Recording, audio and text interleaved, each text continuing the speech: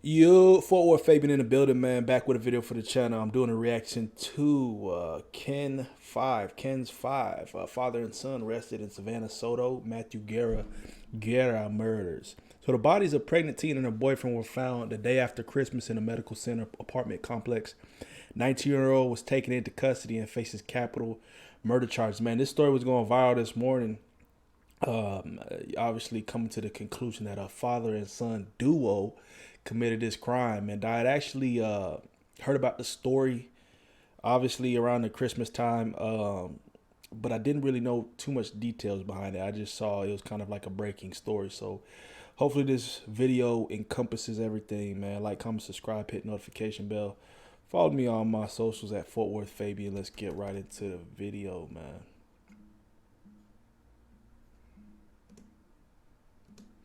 Subscribe to the channel too, yeah me.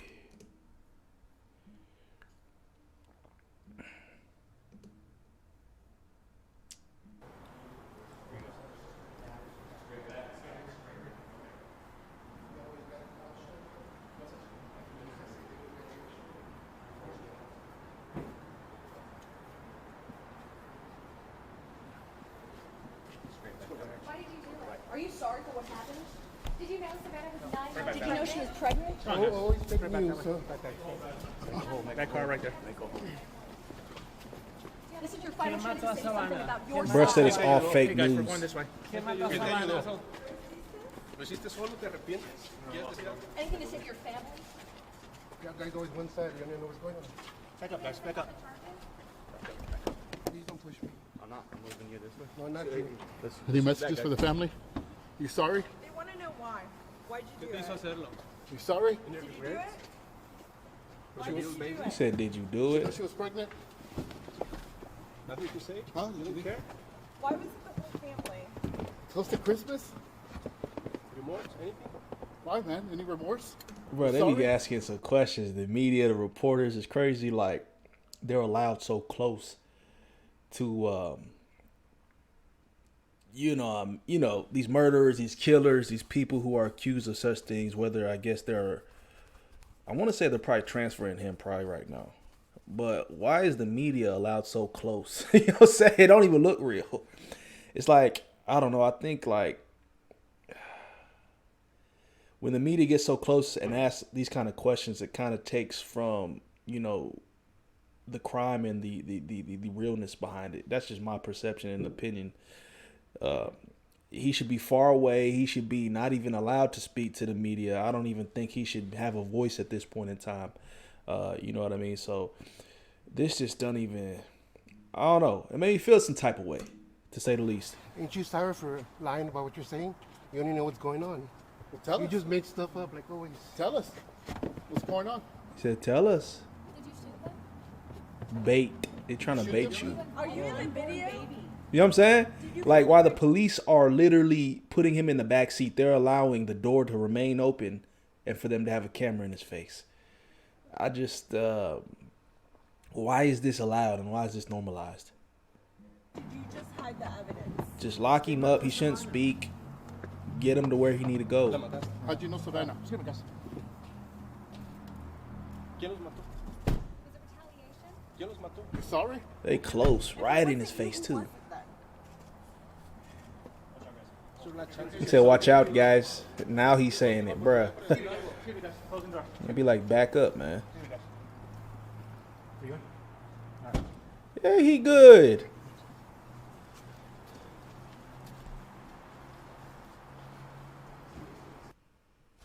Now, obviously, I mean, this is some raw footage. You know what I mean? I was thinking that this video would probably detail a little bit more than just follow him as he's getting transferred. Born baby. Was it you? What do you want to say to your family, to Savannah, to Matthew's family? This is the son. You sorry? You sorry? What message you have Nothing for to the say. family? An unborn child. It was an entire family.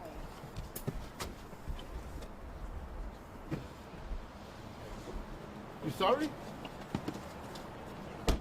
You see how quickly they shut the door behind this guy? No time to talk. The other dude, they just all in his face. Lights, camera, action.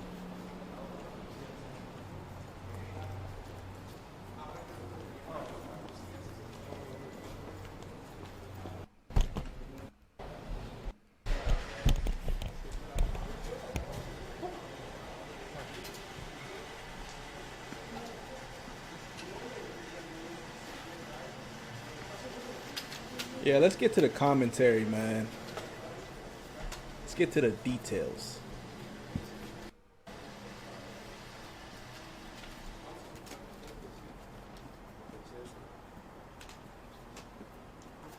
Good evening, everyone. I'm Sergeant Washington Moscoso, W-A-S-H-I-N-G-T-O-N, M-O-S-C-O-S-O.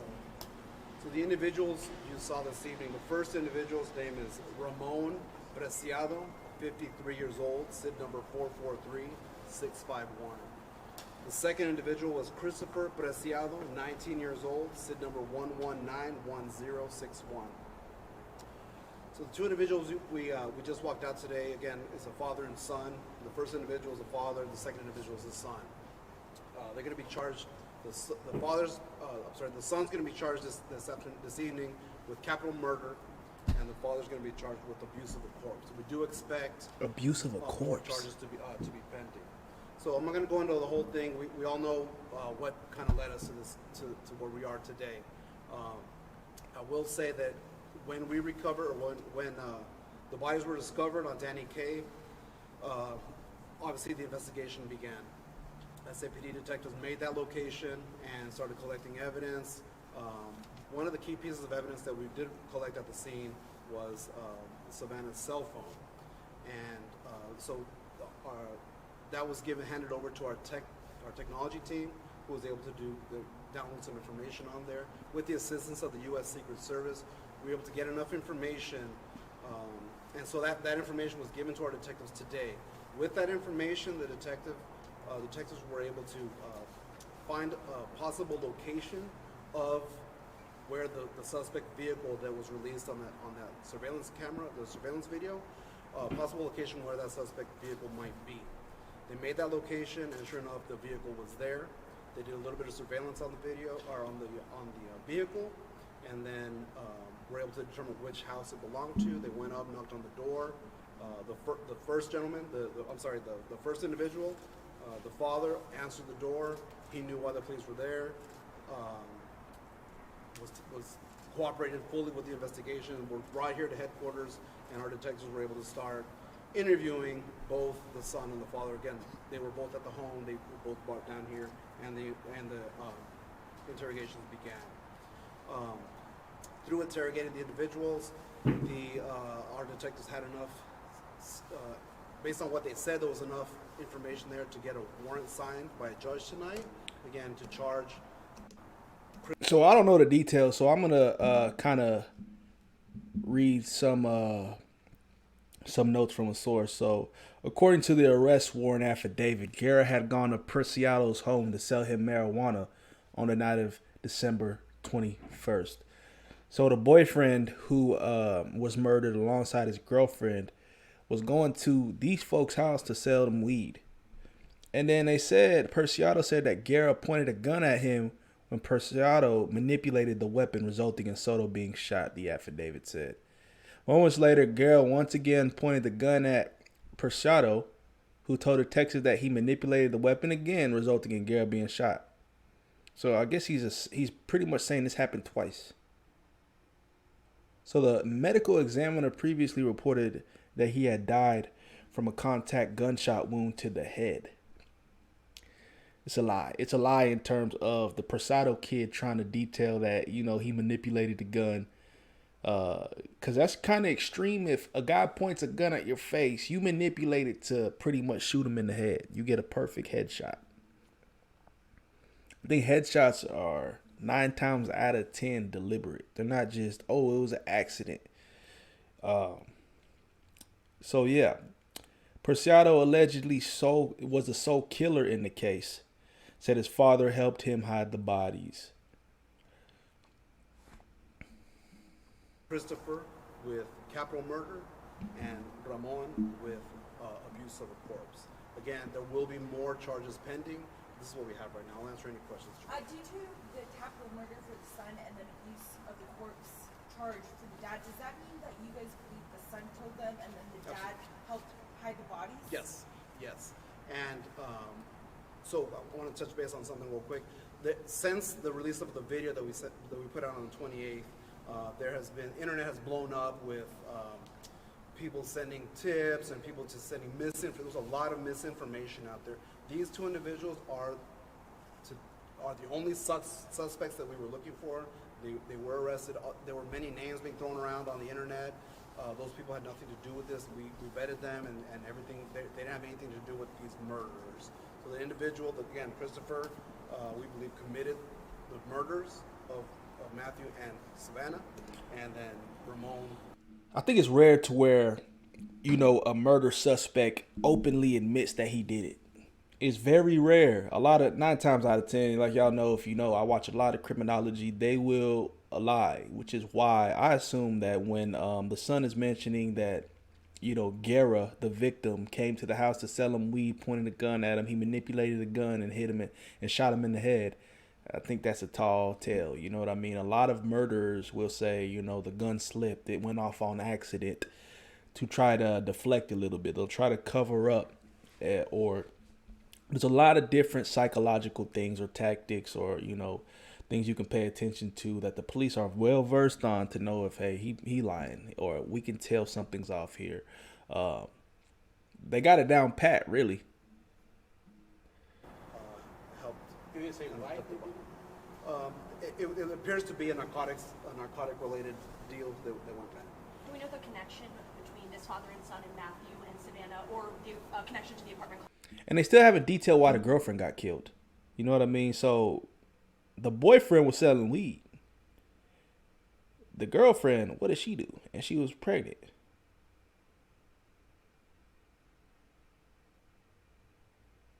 I guess they're saying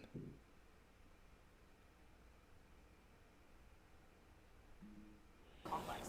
So there's no apparent connection to the apartment complex. It's just a place where they went to go dump, dispose, or hide the vehicle with the bodies in it. And it appears that it was a drug deal. So there was like a drug connection to the suspect and the two victims. When you say abuse of a corpse, can you talk about that a little bit? Was there try to any- burn the body, probably. It's just when you hiding the body, moving the body after discovering that and all that kind of stuff. Yeah.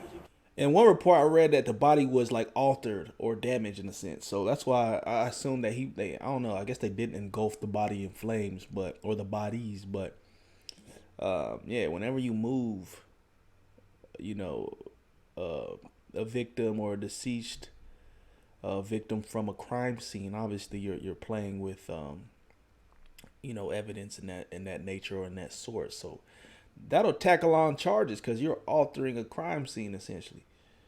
But this is a wild story, man, especially around Christmas. You know, people are supposed to be with their families and their loved ones. This is breaking, you know what I mean? Like I said, I caught wind of the story when about a week ago maybe, but I didn't really look into it like that. But father and son duo, you know, I guess they do talk about, you know, parents going to extreme lengths to do anything to protect their children. This father, he wanted to hide the bodies on his son's behalf. So let me know y'all's thoughts on this one in the comment section below. Gruesome, sad. You know, she was pregnant, bruh. Even if she wasn't pregnant, why you know? I think nowadays in modern society, people have little regard for life. They don't really care anymore. So just let me know y'all's thoughts on this one in the comment section below, man. Subscribe to the channel. We'll catch y'all in the next video. We out.